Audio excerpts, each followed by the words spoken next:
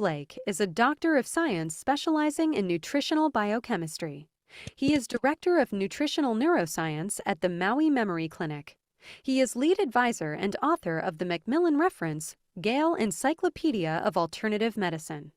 He has worked as faculty nutritional biochemist at Hawaii Pacific Neuroscience for years. He and his wife Catherine live on an organic farm in Maui that is powered by the sun. I'm going to talk about Parkinson's disease and how to control tremors and improve movement with food choices. Food has a large effect on Parkinson's disease. I'm going to tell you about how food can interfere with the transport of tyrosine and levodopa, and this reduces dopamine production. When you quit interfering with these, dopamine production can increase, and the amount of dopamine made in the brain can increase, thereby potentially cutting tremors and slow movements in half. This is exciting because you have direct control over how well the levodopa-carbidopa is working and how well your body is making its own levodopa from tyrosine. Also, it's very important that we look at how Parkinson's disease started to develop in people and how we can stop it from progressing and developing further. And a large part of this is neurotoxins that are in food, and we can avoid largely those neurotoxins. The idea with this is that you may not see an immediate change in symptoms, but we can slow the progression of the disease so that we don't get worse. We want to keep the dopamine-producing brain cells alive. That's a lot of the purpose of this talk today. I read a lot of studies, and my favorite studies are ones that look at clinical trials where they have some people do this and some people do that, and they see what works and doesn't work. Now, a lot of the studies look at risk for Parkinson's disease. In other words, if people eat a certain food and their risk goes up, what's happening? That food, say cheese, for example, may harbor contaminants such as the organochlorine pesticide lindane. And this pesticide can kill off the dopamine-producing cells in the brain. This can happen before the disease is diagnosed and after the disease is diagnosed, so that it can increase progression of the disease. As you lose more dopamine-producing cells, your symptoms are likely to get worse, and you'll need more of the drugs to help you along, and that can lead to side effects. So my goal here is to let you know which pollutants can kill these dopamine-producing cells. And also, we have defenses against our brain cells dying, mostly antioxidant defenses. And the two types of antioxidants are antioxidants that come from food, such as carotenoids, vitamin E and vitamin C, and polyphenols. And then there's the antioxidant enzymes that our bodies make, which are still dependent on food for the minerals that support these antioxidant enzymes. They just don't work without selenium, zinc, copper, and manganese. You'll see at the bottom of this screen and most of the screens that I have for you today, a reference to a study. All of my information is based upon good scientific studies. And I want you to know that that is the case. And also you can look up these studies and read them yourself and verify what I'm telling you or go deeper into a certain area. Inside the brain, down near the bottom, is something called the substantia nigra. It's shown in orange in this screen. The substantia nigra is where dopamine is made and then sent through axons into the striatum, which is just below that. So this orange part is the substantia nigra. The pars compacta is in that, and that sends axons, which are the output of neurons, down into the striatum to control movement, to make your walking smoother, your tremors less, if you have enough dopamine. And that's kind of the goal of what we're going to do today. As I mentioned, this neurodegeneration, the loss of dopamine-producing nerves, can happen, well, decades before Parkinson's disease is diagnosed. So we want to not only work with people with Parkinson's disease, but anyone listening today can reduce their risk of getting Parkinson's disease, and quite dramatically, as you'll see as I go on. The drug used for Parkinson's disease is almost universally levodopa, often with carbidopa, and I'll show you why they add that. The levodopa is a precursor to dopamine. When it goes into the brain, our brains can make dopamine with levodopa. This is the standard therapy, but it does not slow neurodegeneration. It does not protect dopamine-producing cells from dying. What I'm going to tell you is a lot about how to protect your dopamine-producing cells from dying, from being lost. Any more of them. If you're diagnosed, chances are that you've already lost 50 to 60% or even more of those dopamine-producing cells. So let's keep the rest of them because we need them. Dietary antioxidants are really helpful, and I'll tell you more. I've got a whole section on that. So the first section of this talk today is how we can produce dopamine from tyrosine and levodopa. Now, many of you have heard of levodopa, and Cinemet is a common brand name for that. Tyrosine is an essential amino acid that's found in food, in protein foods. All foods have some protein and some more than others. But tyrosine is one of the essential amino acids. There are 8 essential amino acids for adults. And we can make our own levodopa with tyrosine if conditions are right.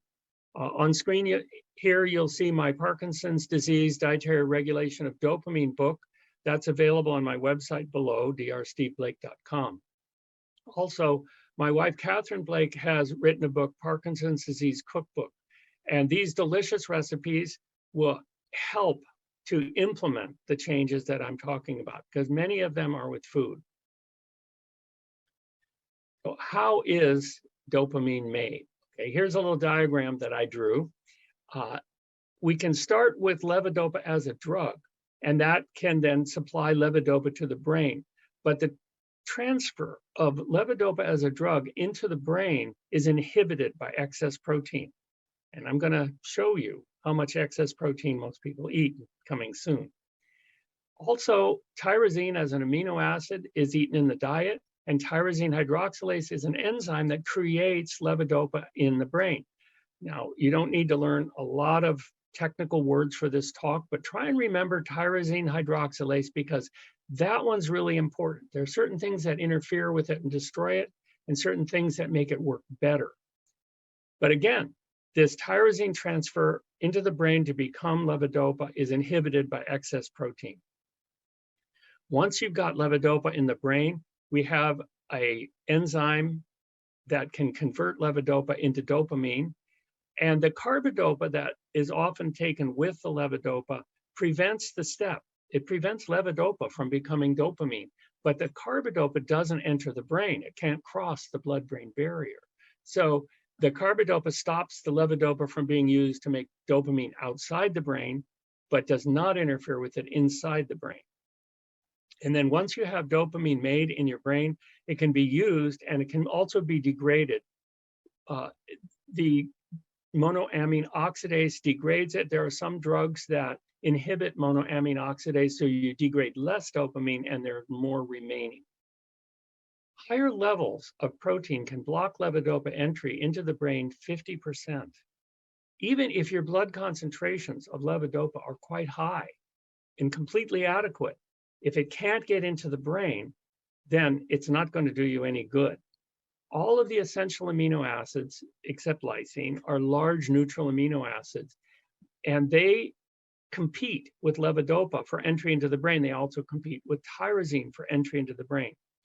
So when you take the levodopa as a drug and you eat food as tyrosine, these need to be transferred from the intestine into the bloodstream.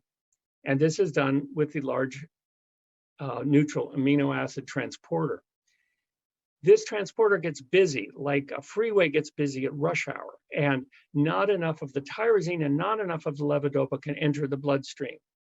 The same roadblock happens when the blood comes near the blood-brain barrier, and you want to get this tyrosine and levodopa into the brain to control the tremors, to improve your movements. but it can't go in because you've eaten too much protein.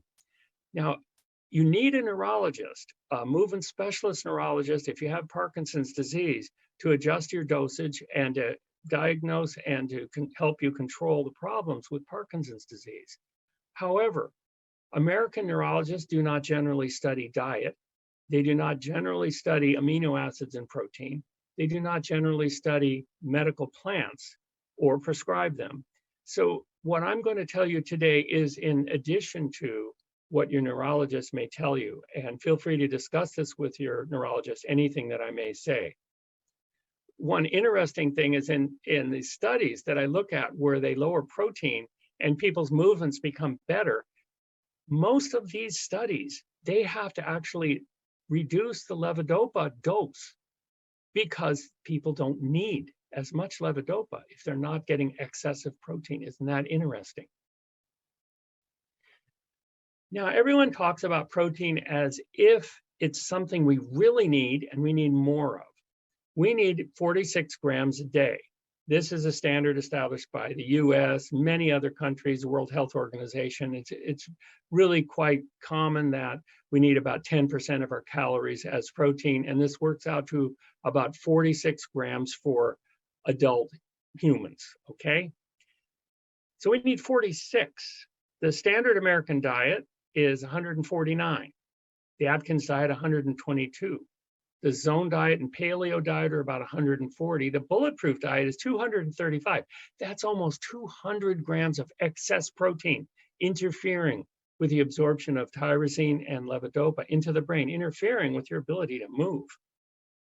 Well, haven't we heard that you can eat too little protein? What about on a vegan whole food diet? Is that under 46? No, 74.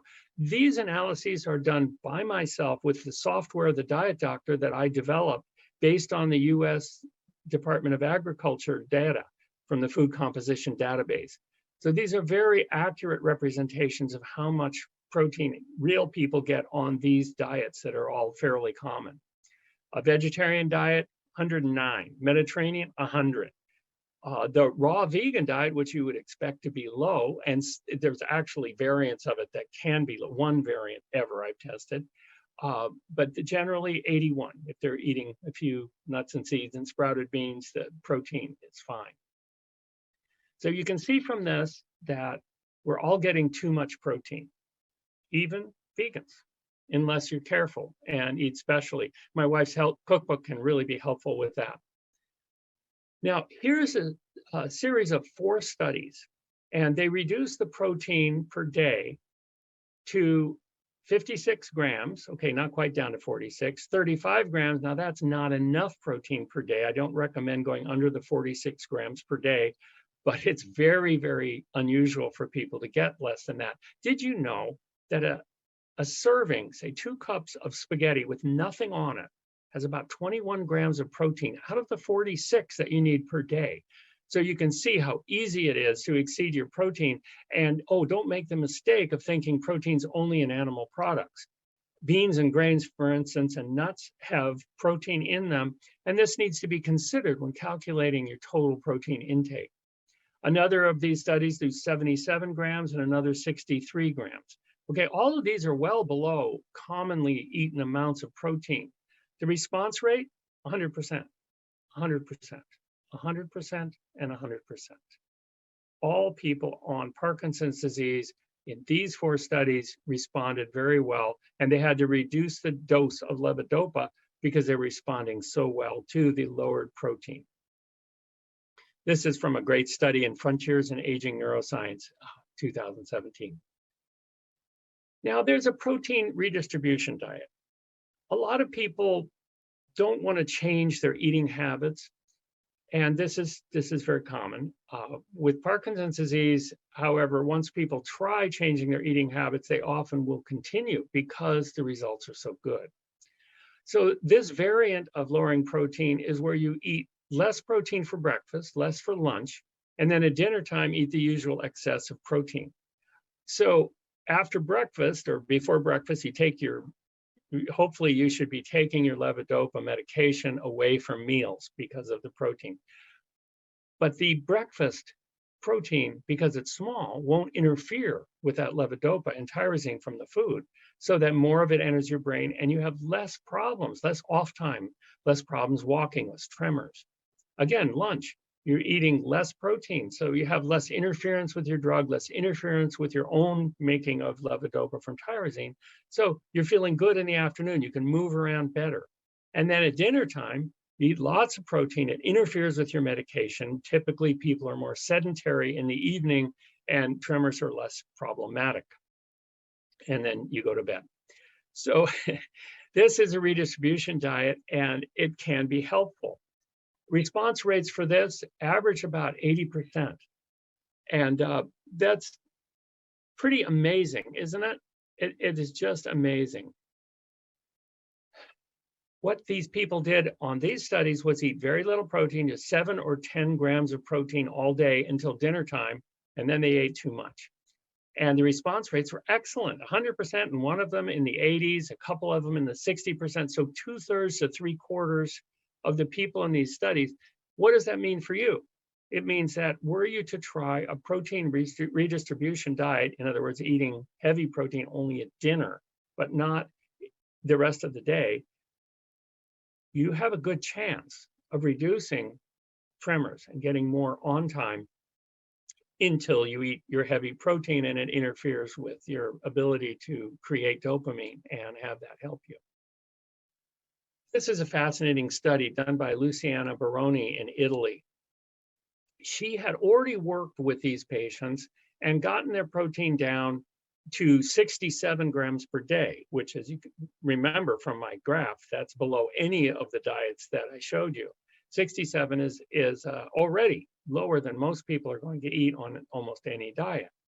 And then during the study, she reduced the protein down to 49 grams per day. Remember, that's more than the 46 grams needed. So it's adequate. It's not a low protein diet. It's an adequate protein diet, but not excessive. What happened? Amazing. The Unified Parkinson's Disease Rating Scale doubled. It went from 25 to 47.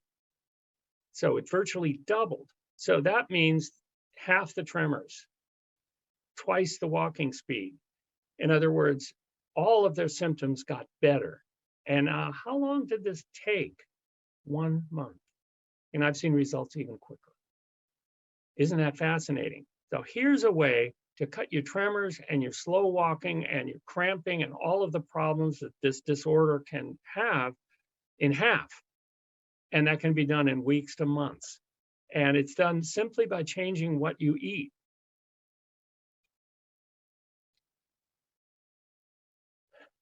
This study looked at plant diets reported in the prestigious journal Neurology. The plant diet helped after only 1 week. Both tyrosine and levodopa were more effectively absorbed and transported into the brain to increase dopamine production. They did need to reduce the drug levodopa, cinnamon in the study, because there was less needed. And as you may know, if you get excesses of levodopa as a drug, then that can cause side effects such as dyskinesia, which are kind of erratic, rapid movements that are not too controllable. So this, if you do start eating less protein, you may want to work with your neurologist and, let them know that you may be needing less frequency of levodopa and perhaps less dosage of levodopa, and see if you can get the go-ahead to adjust that. Well, fluctuations in symptoms in this were less too. Fluctuations are, for people who aren't familiar with this, if you take your medication, say in the morning, and then a couple hours after breakfast, the medication starts wearing off before you take the next one, and you're experiencing symptoms again. This is called a fluctuation or an off time. And the fluctuations were reduced with this plant-based diet. One of the reasons why that was reduced is because of fiber. The plant fiber slows the absorption of the amino acid tyrosine and the drug levodopa, so that it's gradually put into the bloodstream, gradually put into the brain, and you make dopamine over a longer period of time, and this smooths out the fluctuations. not only does more fiber help, and fiber is only found in plants and it's most abundant in whole plant foods. This picture of broccoli here is an example, or is that parsley? Anyway, some leafy green, they all have fiber. So stable concentrations of levodopa and tyrosine are what you want, and to lower fluctuations in tremors and rigidity. Now, one problem that many people have with Parkinson's, especially as it goes on, is constipation. And fiber helps tremendously with constipation too. So this is another of the real benefits of a plant-based diet for Parkinson's disease, especially a whole food plant diet. Here's an interesting study was done in Brazil. They cut out red meat, which is very big in Brazil, and they added vitamin B2, riboflavin. Motor skills improved 50% in the first 3 months and then up to 60% in 6 months. That's a tremendous improvement, isn't it? They did use some vitamin B2, not a huge dose, a reasonable amount. And riboflavin recharges glutathione peroxidase, slowing damage to dopamine-producing neurons. The word dopaminergic means dopamine-producing. But this is for long-term reduction of risk of progression, whereas the cutting out the red meat is what made the big difference in the improvement in motor skills.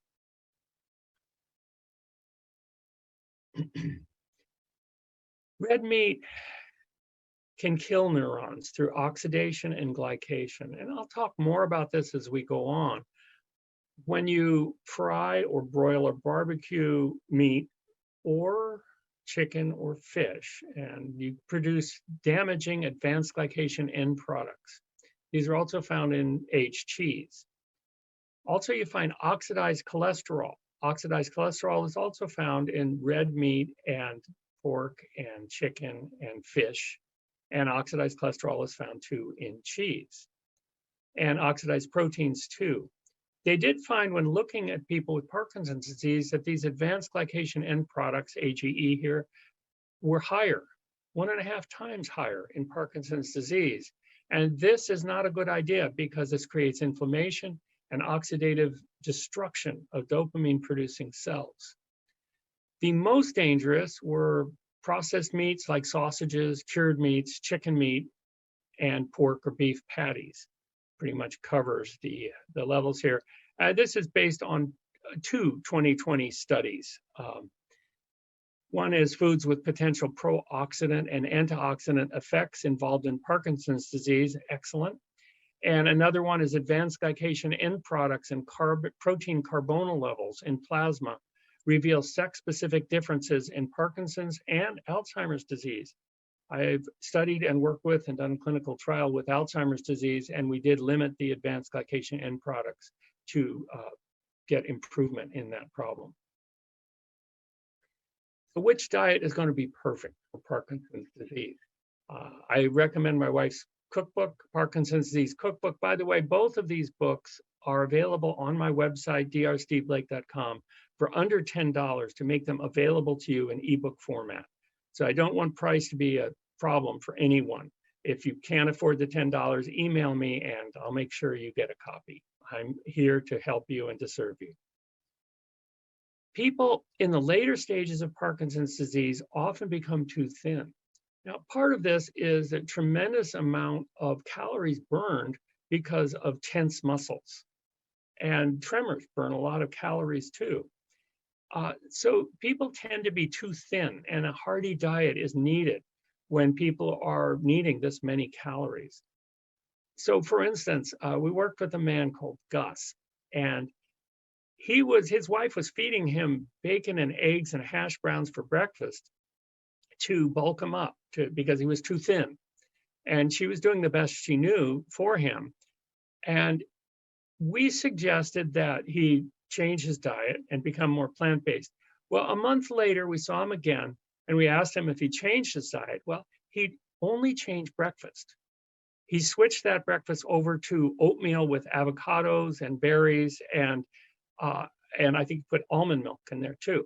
So he was having a good, delicious breakfast that had a lot of calories and helped bulk him up, but it didn't have the protein levels or a lot of the contaminants that I'll talk about later. And So we asked his wife, how is he doing? And she said, well, he's improved about 25% both in movement and in thinking clarity. We said, how long did it take, with a change of diet before he noticed anything? She said, well, it wasn't until the next day. What do you think of that? That's quick results. Usually it takes up to a week, but he was obviously encountering huge problems with all that protein at breakfast, making his medication hardly work at all. I've heard many people say things like, well, I had a steak at dinner and my medication didn't work at all. You may have experienced something like that yourself. So limiting protein intake to the RDA, 46 grams a day, and that's from all sources, not just animal products, but the amount of protein in grains and beans and nuts needs to be accounted for too. It's a safe and effective strategy. And you can provide plenty of calories on a diet like this, but without the excess protein. And this is how I can help you. Your neurologist probably doesn't have time to explain this to you, and your neurologist probably hasn't studied food as much as I have. Will people change their diet? I work with people with various problems. People are at high risk for heart disease. If you suggest that they change their diet, they often don't change it because they're not getting any symptoms until the heart attack kills them. But with Parkinson's disease and with arthritis, when people change their diet, they notice life-changing differences. So Parkinson's patients can experience almost immediate relief and within a week or a month from their motor symptoms and thinking difficulties. This makes dietary changes more acceptable. We worked with a wonderful man who was in his late 70s when we met him, and he'd had Parkinson's disease for 35 years. And he was a professor and loved to putter around in his carpentry shop, but hadn't been able to even go into his carpentry shop for 10 years because of his movement difficulties. And his wife reported, we plan to continue the diet, and it has been helpful to discover that it's not as hard to do as we anticipated. There's nothing like good results to keep us motivated. Made us feel really good that he was doing better. He was back in his carpentry shop doing little projects and tinkering around. His hands were calm enough to do that. And this guy was on medications every hour of the day, several different ones. But they were working instead of not working. I want to mention a bean called Mucuna pruriens.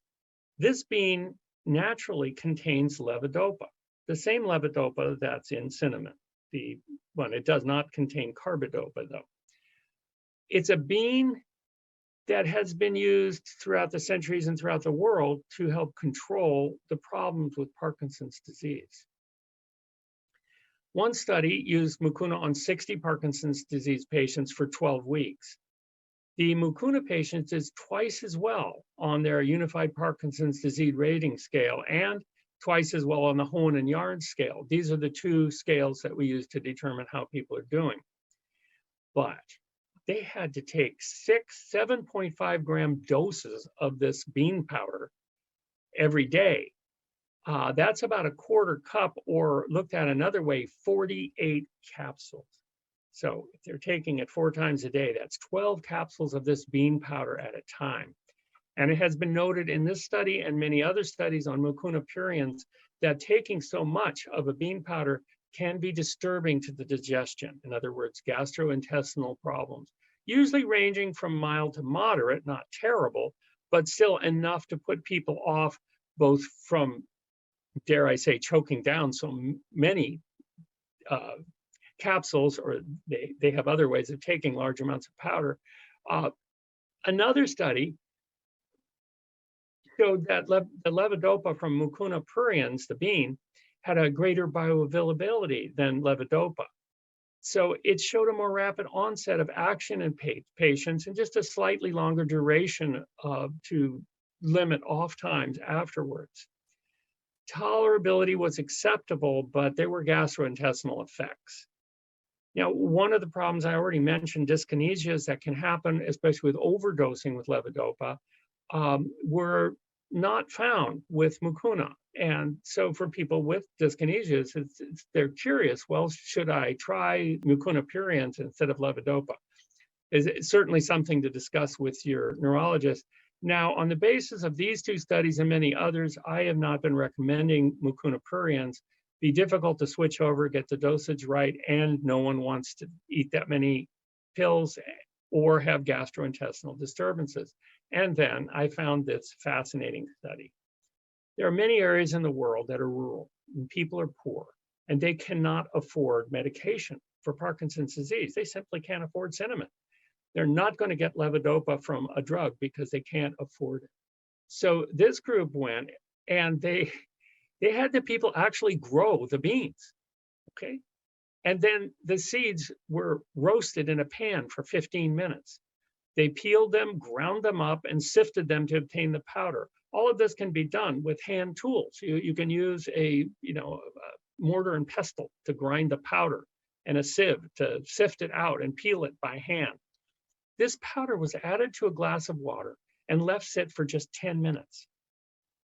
Now, when people drank the water, but they didn't drink the bean powder, so it was very well tolerated, no problem.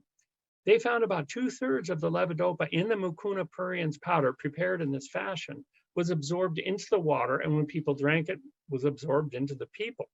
And there was no competition from protein from the beans, and there were no gastrointestinal disturbances at all. They did have to increase the dosage of the Mucuna pruriens because only 2/3 was absorbed instead of all of it. But the people grew the beans themselves. Now, it's something to consider, something to think about. I'm not saying immediately switch over, don't do that. You could, however, consider talking to your neurologist. Now, times when this might be reasonable, I can think of only 2 times that people might consider switching. One is at the very beginning of Parkinson's, where you hardly need the levodopa at all. It's possible that if you could go with Mucuna prurien water for a period of years and put off your need for the medication, then that might be a good thing. Because you see, over time, over the years, over the decades, more and more levodopa is needed, especially if you're letting your dopamine-producing cells die. And I'll tell you more on how to preserve them. But more is usually needed, and dyskinesias and other side effects can develop. So if you can put off for a period of time your need for the drug, that's one time when you might consider Mucuna pruriens and discuss that with your neurologist if you can do that. Another time might be if you're having really severe problems with dyskinesias, and it may be possible that this form of Mucuna pruriens could be helpful with that. But again, I advise caution on this, and definitely don't try it by yourself. You're going to need assistance from your movement specialist neurologist in order to adjust the dosage of the Mucuna and perhaps also levodopa. The Neuroscience Nutrition Foundation was founded to work with neurologic disorders, not just Parkinson's disease and Alzheimer's disease, but migraines. By the way, I'm giving a talk tomorrow on migraines. If you know someone who gets migraines, there are 1 billion people on the planet who get migraines, and they can be very disabling. So tomorrow at the same time, I'll be giving a talk on migraines, also very comprehensive. This is my style. If you'd like to support our work, you can go to this neurosciencenutrition.org and make a donation. Very much appreciate it. I'm volunteering my time today, and I volunteer my research time quite frequently. Thank you. Now, I'd like to talk about foods that reduce the risk and progression of Parkinson's disease. And especially if you already have Parkinson's disease, let's go ahead and reduce that progression. I have my email down here. This is my personal email, and I'm willing to help. Please forgive me if there's a slight delay in responding to you. I get a lot of emails, but I would like to help. And if you have a question, there are questions possible after the talk today, that if you have another one later, you can email me. There's a substance in soybeans called genistein, and it protects dopamine production. Shown here, I have the edamame soybeans. I do feel that it's very important from looking at research to eat only organic soybeans, because the ones that aren't organic have been sprayed with many different pesticides, typically, including Roundup. Soy genistein in this study, they used a genistein extracted from the soybeans so they could get exact amounts, protected dopamine-producing neurons from injury. What's really exciting is, remember the one word I asked you to remember, tyrosine hydroxylase, the enzyme that makes levodopa from tyrosine. Genistein restored this and restored dopamine into the striatum, into the movement areas. This is exciting. Can actually help you walk better. It's also fascinating that other studies are showing there's a little bit of levodopa in soybeans as well. A lot of beans actually contain it. Fava beans contain quite a bit. In fact, enough to where you should be cautious with fava beans. They could interfere with your medication, supplying too much levodopa in some cases. But with soybeans, they don't have enough to interfere with medication. Protein in a cup of edamame is 18 grams, which is about a third of your daily allotment. Soy milk, 5 grams, which is about a tenth of your daily allotment. So if you're trying to keep your protein down. So, or please, just organic soy, and the genistein is remarkable that it can restore tyrosine hydroxylase. So this is something that can be added to your diet. Many, many products contain organic soy. And soy milk is one of the easiest, and I know that some of the people we work with are resistant to drinking soy milk until they discover the Silk brand chocolate soy milk, and then they get very enthusiastic about it. Here's another common food that contains sesame. Sesame is a heat-activated antioxidant found in sesame seeds, tahini, which is made from sesame seeds. It has a dopamine-enhancing effect. It increases the biosynthesis of tyrosine hydroxylase so that we can more readily convert tyrosine into levodopa. Remember, this is happening for all of us, with or without Parkinson's disease. We're constantly making tyrosine into levodopa, levodopa into dopamine, and using the dopamine to move smoothly.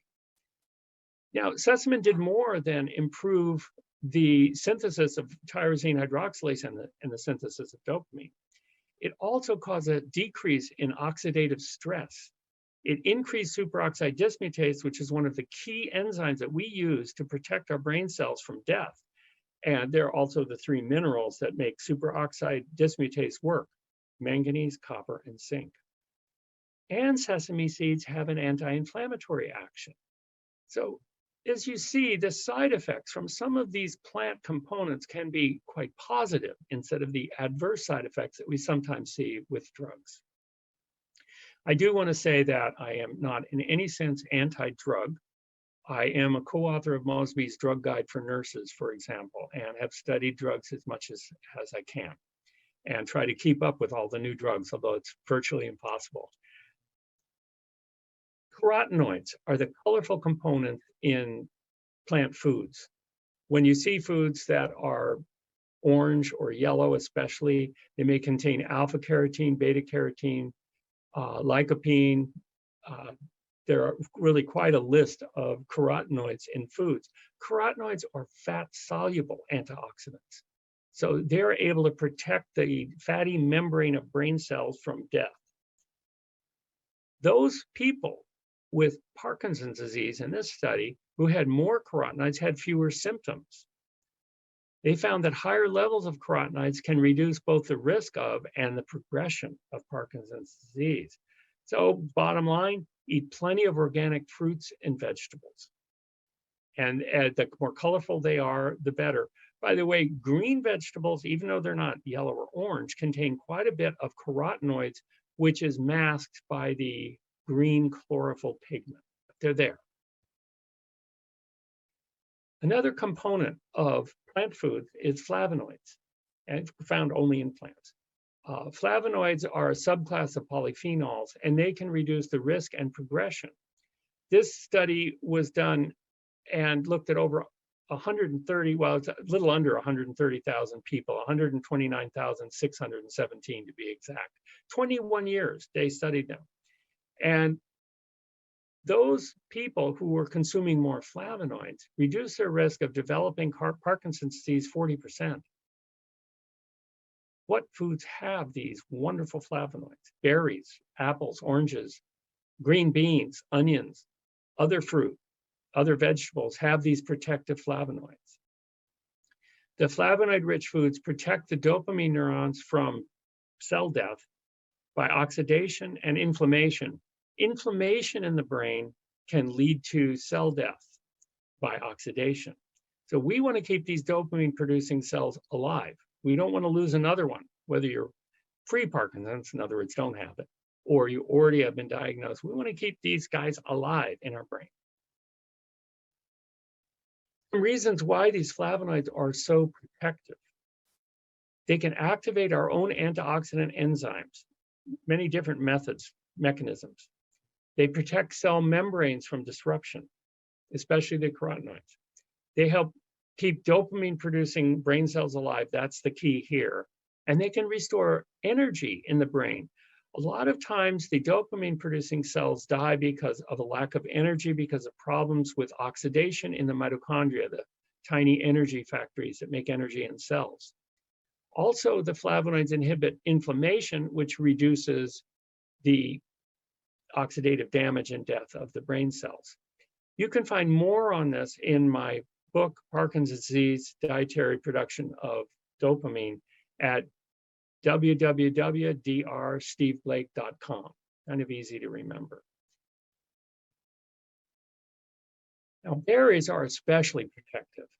They use an extract prepared from blueberries, grapeseed, hibiscus, black currants, and mulberry. And these extracts are really rich in anthocyanins and proanthocyanidins. These are both polyphenols that are highly anti-inflammatory.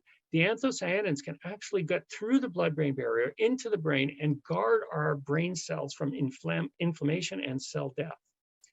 The blueberry and grapeseed extracts rescued dopamine-producing cells that were in danger of cell death. I like that. They rescued them.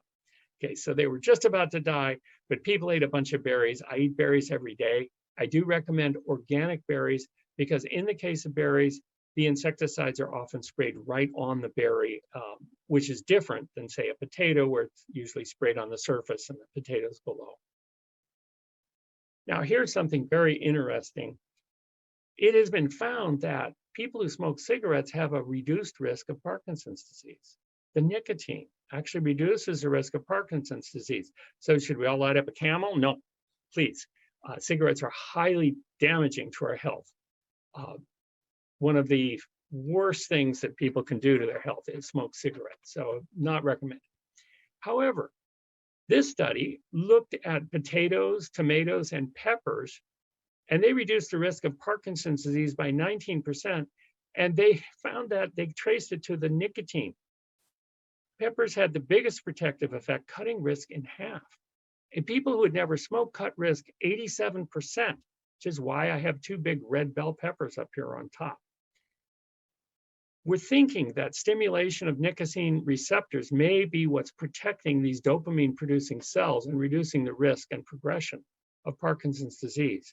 So once again, bell peppers are on the top 10 list of foods sprayed with insecticide. So you want to get the organic ones, please. They can be any color, but the red ones are delicious. I'm now going to tell you about a medical plant, actually a root called ashwagandha. Ashwagandha has been used and studied in India for many, many centuries. It's also been studied by modern science. There are thousands of studies looking at ashwagandha and how it can help with many neurologic disorders and other problems too. I think that it's fascinating that the original meaning of the word ashwagandha translates to strong like horse.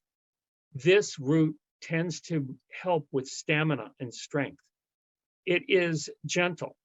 In the studies on it, I am not seeing contraindications, any adverse side effects, or any drug interactions either. It is a root that can actually be added to soups and stews. It can be made into teas, or it can be made into capsules and swallowed. It significantly increases dopamine production in brain cells and was found to alleviate gait disorders. The plant root has been shown to increase antioxidant enzymes. Glutathione peroxidase is one of our main antioxidant enzymes that are used in the brain and elsewhere, which is, by the way, dependent upon selenium, or it doesn't work. We have to get selenium in our diet somehow. It reduced damaging products of lipid peroxidation, such as malondialdehyde, in just 7 days of treatment. It may also promote neurite growth, which is fantastic because that means that neurites are the processes such as dendrites and axons that come out of the nerve cells. And if your axons to the striatum are growing back and staying healthy, then this is a very good thing for movements. Something to consider, I have known many people who have added ashwagandha to their program, and I have seen some improvement, and there are many studies looking at ashwagandha too. And I look forward to seeing more. It's more difficult to get good studies with a plant because there's no profit-based funding.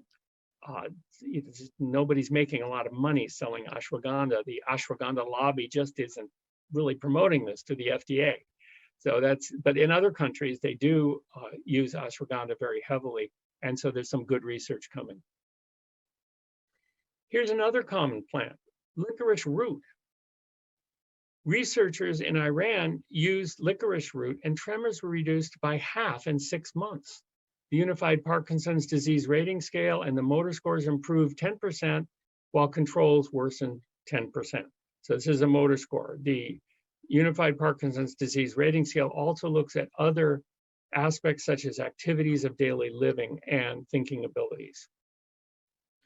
Now, licorice root powder is sweet and can be added to tea instead of sugar. It's very easy to add a little bit of licorice root powder, and which contains this glycyrrhezic acid. The Latin name is Glycyrrhezic glaber. So the extract glycyrrhezic acid is named after that. And it has some unique polyphenols that can really help. This is another thing that's easy to incorporate. Just sweeten your tea with licorice instead of sugar. No problem. Oh, here's one more medical plant. We use ginkgo biloba in the Hawaii dementia prevention trial. Been extensively studied, and we did use the standardized extract so that people always got the same amount of the active constituents. Ginkgo helped to restore dopamine levels in this study below in the Journal of Aging Research and Clinical Practice. It restored tyrosine hydroxylase so people could make their own levodopa in the substantia nigra, pars compacta, and the striatum.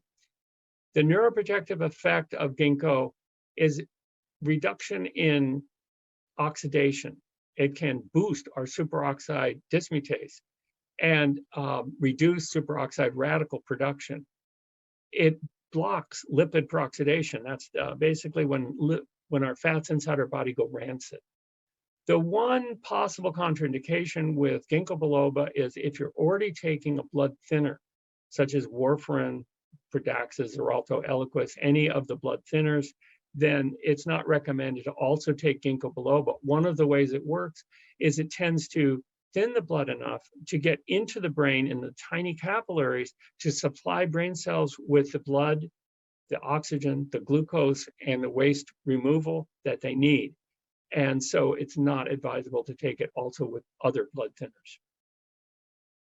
I'm just going to mention one combination of 2 B vitamins. And this is not to help with Parkinson's disease, but it's been found that people with Parkinson's disease die from the same heart attacks and strokes that other people do. And reduction of homocysteine is very helpful for reducing risk of heart attacks and strokes. So by adding these 2 B vitamins, folate and vitamin B12, they were able to reduce homocysteine from high levels, as the graph shows, or moderate levels down to safe levels, very quickly, just 5 weeks, and it was down. Now you'll notice that I'm saying folate here instead of folic acid.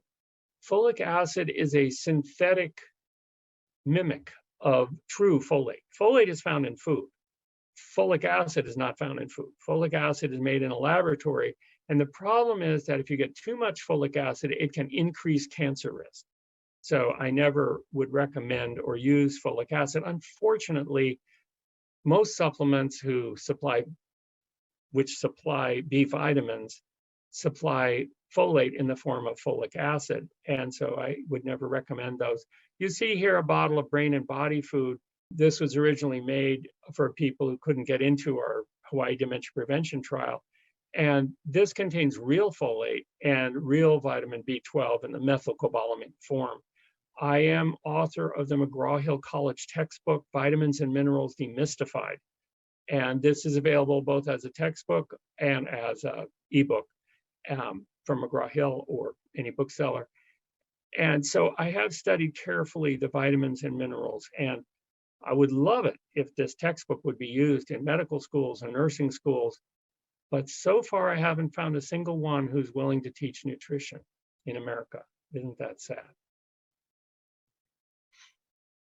I'm now going to talk about Lewy body dementia.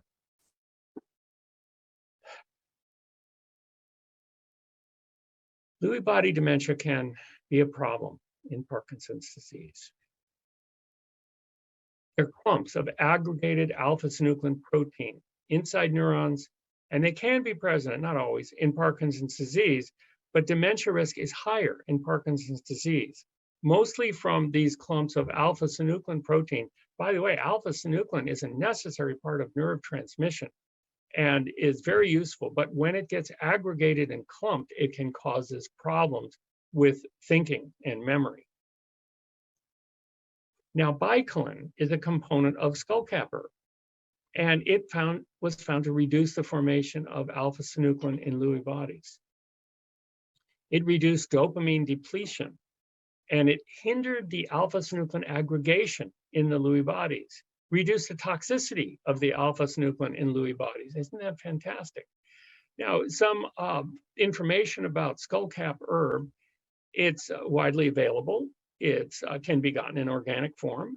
And you do need to know that skullcap herb can make you sleepy. And this is important to know, that you shouldn't take it during the day if you're going to be driving, especially heavy equipment, but no, cars too. Skullcap herb should only be taken in the evening, typically before you're ready for bed. And it does have a way of calming down the neurotransmitters in the brain. And that's nice if you have trouble sleeping. And I know many people with Parkinson's disease that have trouble sleeping and have used the skullcap herb. Sometimes it's very helpful and sometimes it isn't, but it's never harmful. So it's something to put in your potential arsenal. But reducing the alpha-synuclein is a nice side benefit of sleepy time tea. Here is a resveratrol from red grapes. Of course, you can eat the red grapes too. It reduces Lewy bodies by clearing the aggregated alpha-synuclein. Isn't that fantastic? There's protective antioxidant enzymes like glutathione that protects dopamine-producing cells from cell death. It has its own antioxidant action and many antioxidants in whole grapes. It also, the resveratrol protects mitochondria, sustaining energy production that can keep those dopamine-producing brain cells alive. I would recommend eating organic whole grapes to get your resveratrol rather than some extract, and it would be safer and healthier than drinking red wine. Now, here's a plant that many of you have heard of, turmeric. It decreases oxidative damage and Lewy bodies. It promotes the degradation of alpha-synuclein. The curcumin in turmeric is one of the curcuminoids that's most active, curcumin, can rescue dopamine-producing cells by reducing the oxidative damage to the mitochondria. Remember, I talked about that. The energy-producing factories, our mitochondria, can get damaged, and then that can lead to cell death, and turmeric helps to prevent this. Excellent study in the journal Antioxidants, Dietary Antioxidants and Parkinson's Disease, published 2020, if you're interested in learning more about this.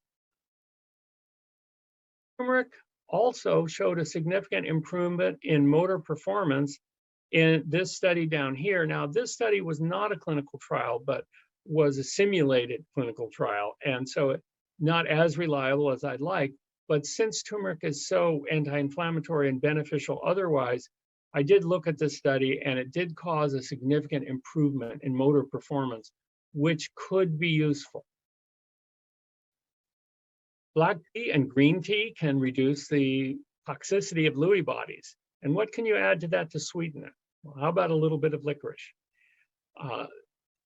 Tea reduced the toxicity of alpha-synuclein, so it didn't damage brain cells and cause problems with thinking. And tea has powerful antioxidants, catechins.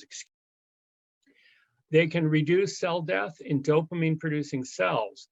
And in general, population studies have found that black tea and green tea can reduce the risk of Parkinson's disease 25 to 50%. It's a big reduction.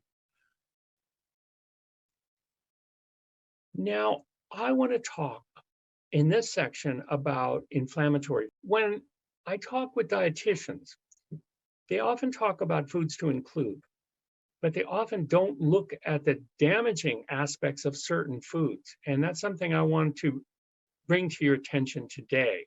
Again, my book on Parkinson's disease is available at drsteveblake.com. I hope that you'll read it for more comprehensive information. And it's made available for under $10, so it's affordable.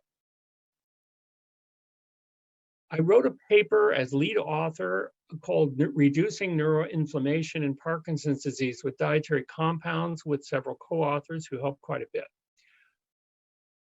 We need to reduce neuroinflammation. Emerging evidence indicates that chronic brain inflammation can lead to oxidation and death of dopamine-producing neurons in Parkinson's disease. This has been very well established. This paper is open source, and if you put the title in Google Scholar, you can download it immediately and read the whole thing. Of course, it's a little technical. Papers are supposed to be a little technical. They like big words.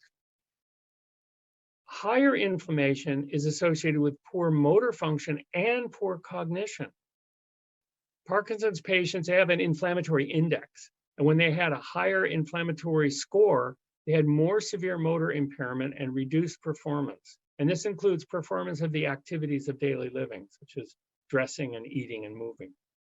Higher inflammation is a problem, but it's hopeful because when they reduced inflammation, this lowered the declining activities of daily living by 54%. In other words, people were able to continue doing what they needed to do to live independently longer with less inflammation. Excellent study here in Frontiers in Neurology from 2021. Here's a graph diagram that I made for the paper. Dietary components can reduce peripheral inflammation. But what I mean by peripheral inflammation is the inflammation in the bloodstream, in the whole body, not inside the brain or the central nervous system. So the LPS is lipopolysaccharides, which I'll introduce soon, and they increase peripheral inflammation, and then that increases brain inflammation. Arachidonic acid, only found in animal fat. I'll introduce that in a minute. AGEs, I mentioned advanced glycation end products, and I will also introduce those more in a minute. These all contribute to brain inflammation, which contributes to the degradation and the death of brain cells in Parkinson's disease. Now, misfolded alpha-synuclein also can contribute to brain inflammation, and I have shown you some good ways to reduce that, safe, well-researched ways. Brain inflammation, of course, leads to more production of cytokines. There are many cytokines that increase inflammation. These can activate microglia, or kind of police force of the brain, and then the microglia can make more cytokines, resulting in the loss of dopamine-producing neurons. Oxidation can also result in the loss of dopaminergic neurons. So you get more symptoms of Parkinson's disease. Which things are creating this neuroinflammation? Which things would we like to avoid? Animal fat. Arachidonic acid. You may not have heard about it before. I also wrote a college textbook called Fats and Oils Demystified. If you want to learn all about fats and oils, I know that Udo Erasmus, one of my heroes, is speaking on fats and oils at this conference. And on my website, drsteveblake.com, you can also download my textbook on fats and oils. Arachidonic acid comes only from animal fat. We make it ourselves as animals. We make arachidonic acid, but we make just the right amount, not the amount that would increase inflammation or any inflammation. But if you eat animal fat, then you do get excess arachidonic acid. This is processed by lipoxygenase enzymes to become hydroperoxyicosahexaenoic acid, one of my favorite words, and then inflammatory leukotrienes. These are powerful inflammatory agents. Arachidonic acid is blocked by aspirin, Advil, and many of the non-steroidal anti-inflammatory drugs. What if you didn't eat it? Then you wouldn't need the drugs to block the inflammation. This to me makes more sense than eating animal fat and then eating a bunch of drugs with side effects.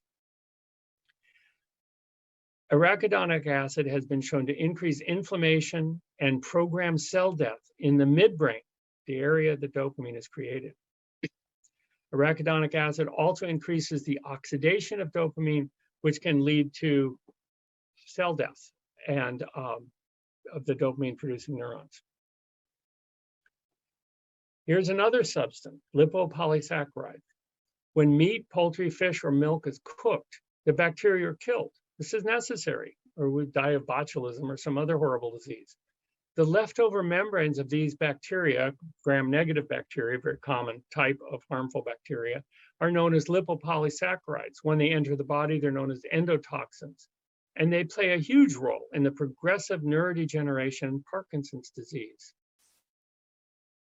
The lipopolysaccharides have been shown to enter the bloodstream of people who eat meat, chicken, or cheese, assisted by the excess saturated fatty acids in these products. They're an important trigger for Parkinson's disease.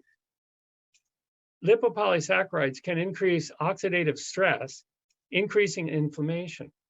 There's a direct role of blood lipopolysaccharides on the central nervous system. The central nervous system has surveillance cells in the blood-brain barrier called cluster of differentiation 14, normally just referred to as CD14. And there are receptors that detect that there is a bacterial infection. And when they see the endotoxins from the lipopolysaccharides, from the dead bacteria in the animals, they think there's an infection.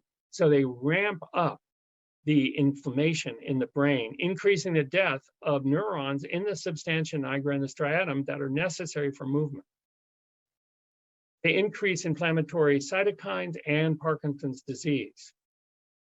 They stimulate the astrocytes and microglia that are like the police force in the brain, and then they put out inflammatory cytokines such as tumor necrosis factor alpha, interleukin 6, and many others. There are a long list of cytokines that are inflammatory and that are necessary for real inflammation, but are only damaging in fake inflammation, which is what your body is seeing with these lipopolysaccharides. The key, avoid animal-derived food to slow the progression of Parkinson's disease. Simple enough. By the way, I've been avoiding animal-derived food for 53 years, so it certainly is possible. I mentioned advanced glycation end products before.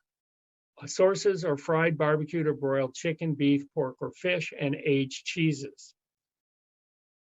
These products can increase misfolded proteins in Lewy bodies. They also increase misfolded proteins in tau tangles and amyloid beta that are found in Alzheimer's disease. They greatly increase oxidation and death of brain cells. Now, the advanced glycation end products you would think would be blocked from the brain, but no, there's a receptor called RAGE. Isn't that an interesting name? Receptor for advanced glycation end products directly puts these very damaging inflammatory compounds into the brain, correlated with a higher risk for Parkinson's disease. And they've looked at Parkinson's patients, they have more of these damaging advanced glycation end products in the brain. What can you do? You could avoid meat, chicken, fish, and hard cheese. And this would have the side effect, of course, of less strokes, heart attacks, cancer, diabetes, and so many other things. But more to the point with Parkinson's disease, these can help protect your brain from unwanted inflammation. I'm going to talk a little bit about dairy products now because they're one of the key ways that your brain can become inflamed and damaged. Those who consumed 3 servings of dairy products compared with 1 serving per day had an 80% increased risk of Parkinson's disease. Now, wait a minute. Why didn't they compare them with people who ate no dairy products? Well, they couldn't find that many. 4 cups of milk was found to triple the risk of Parkinson's disease. That's a huge increase in risk. This is from a study in the European Journal of Epidemiology. Now, there's different studies have different numbers, but they're all bad for dairy products. Milk fat increases inflammation. It also reduces uric acid levels. Uric acid is a powerful antioxidant, mostly an antioxidant in the bloodstream. Dairy products also induce insulin resistance for faster progression of diabetes. And the dairy products are often, I would have to say, universally contaminated with neurotoxic pesticides. This is true whether they are organic or not organic because of the persistent organic pesticides, which I'll talk more about. For every 1 slice in this study of cheese consumed, Parkinson's disease risk increased by 36 to 48%. Now, you may not have been aware of this before. There are several studies quoted on this page, one in 2019, one in 2020. And here are more studies of avoid dairy products to avoid the progression of Parkinson's disease. In this case, dairy products increase the risk of Parkinson's disease 2.3 times. Neurotoxic contaminants are suspected, especially the polychlorinated biphenyls, PCBs, and other organochlorine pesticides. These are 2. And TCE, trichloroethylene, is also suspected. In this study, people with the lowest dairy product consumption were 60% less likely to get Parkinson's disease. So avoiding cheese and milk, and you see in this picture a glass of plant milk, doesn't have these problems of excess protein, dieldrin and lindane, very damaging organochlorine pesticides, lowering uric acid, endotoxins I mentioned. These may be some of the main concerns with milk. Now, there are many, many studies on this. As you see these 2 vertical light lines in the graph, these are called forest plots. Every study to the right shows an increase in risk with dairy products and Parkinson's disease. And every study to the left of that vertical line shows a decrease in risk. But there are no studies to the left of those lines. Every single study showed an increase of risk for every participant. And this is over a huge range of different studies. So we're getting pretty sure that dairy products are involved with the risk of Parkinson's disease, not only through neuroinflammation, through many different mechanisms. There are, however, some wonderful anti-inflammatory foods. These will be found in my book or in my recent paper, very recent paper, by the way. Short-chain fatty acids from plant fiber are processed to become butyrate, which decreases inflammation, especially in the gut, and that can lead to less inflammation throughout the body. I mentioned turmeric, the curcumin is anti-inflammatory. I mentioned grapes, the resveratrol is anti-inflammatory. Soy products, the genistein is anti-inflammatory. Sulforaphane comes from cruciferous vegetables like kale, broccoli, cabbage. And ginseng reduced oxidation and inflammation and also increases stamina. Vitamin E is shown to have a very strong protective effect. Again, the citations for this research are in my paper and in my book as well. I use citations in my book as well as in the paper. SAMe, S-adenosylmethionine, increases glutathione to protect the dopamine-producing cells, and polyphenols like quercetin found in whole plant foods are also very protective. I want to talk about food contaminants before we finish here. Thank you for being very patient with my comprehensive lecture here today. Which food contaminants increase the destruction of dopamine-producing neurons? Don't you want to know this so you can protect your neurons, whether or not you have Parkinson's disease? I don't think any of us want to progress to a problem with our brains. What are the mechanisms? These contaminants can speed up the progression of Parkinson's disease, so let's avoid them. Have you heard of beta-methylaminoalanine? It's made by cyanobacteria in seawater and may be concentrated in crab, shrimp, fish, or shellfish. Brains from Parkinson's disease patients had high levels of this damaging BMAA, even when compared to Alzheimer's disease and amyotrophic lateral sclerosis.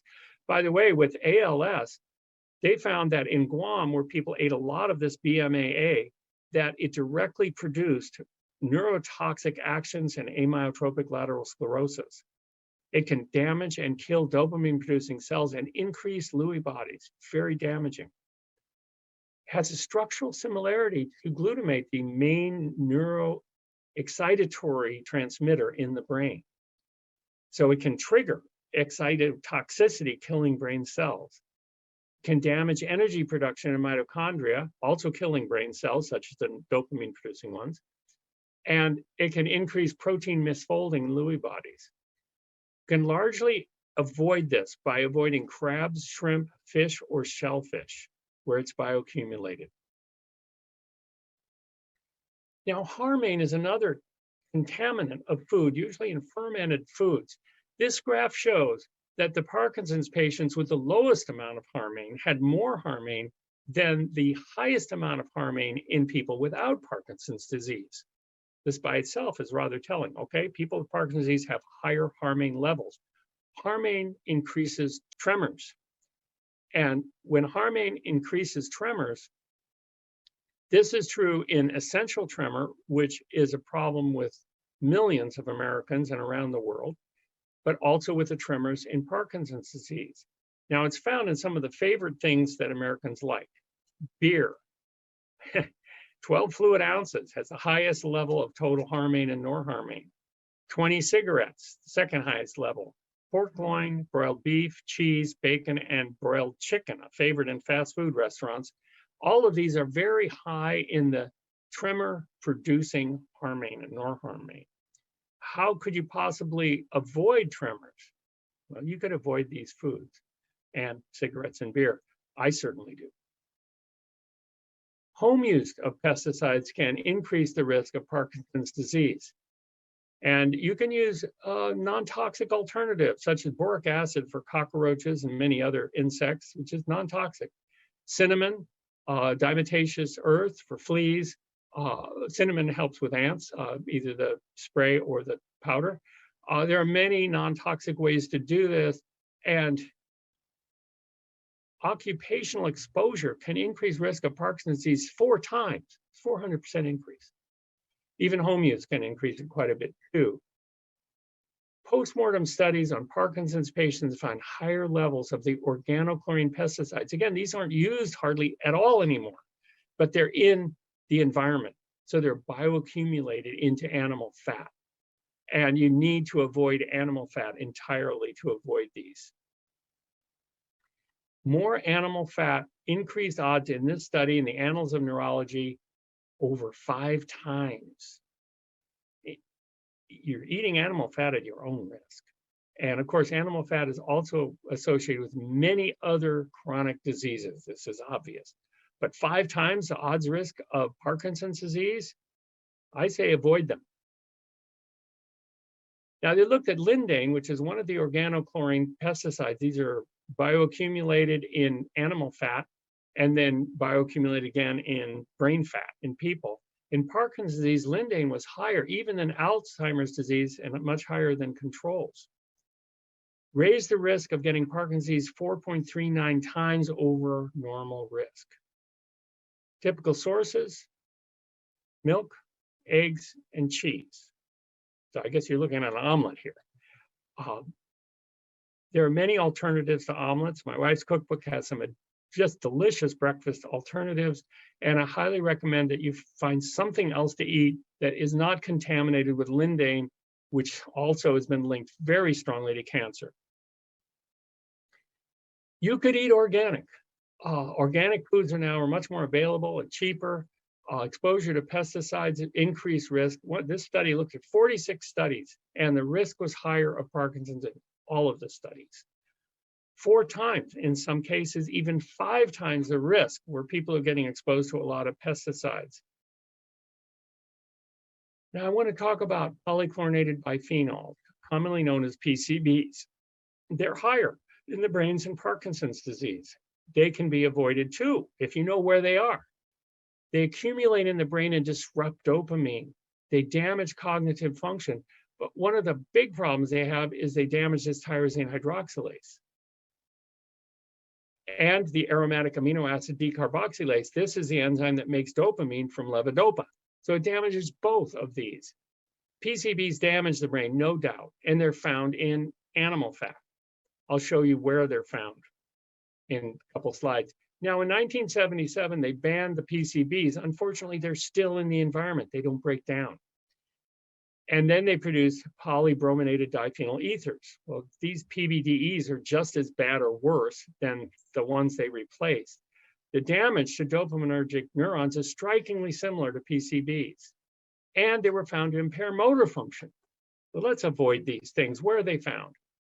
Fish oil, number one. Fish, number two.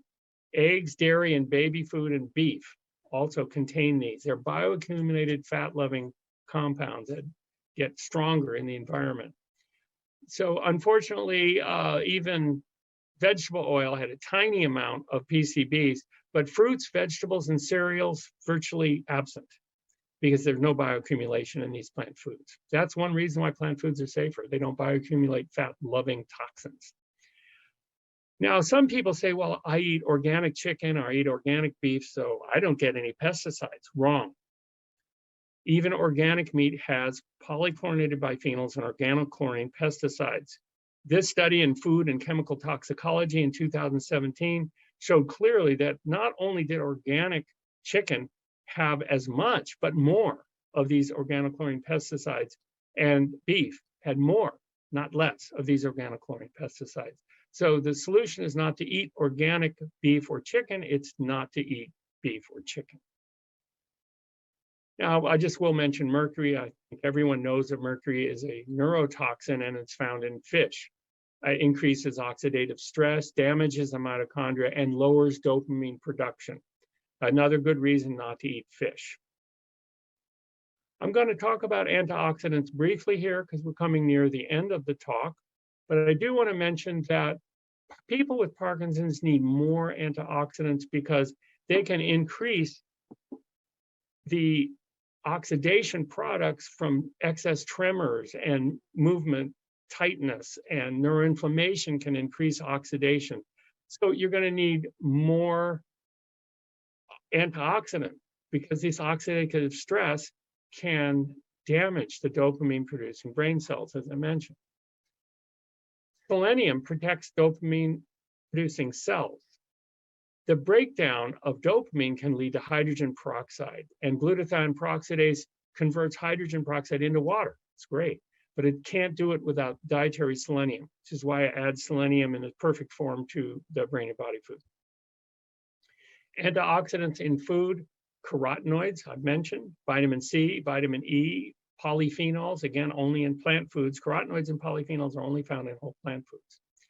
And then our own antioxidant enzymes need zinc, copper, manganese, and selenium. Coenzyme Q10 is something that we make in our bodies and some people take.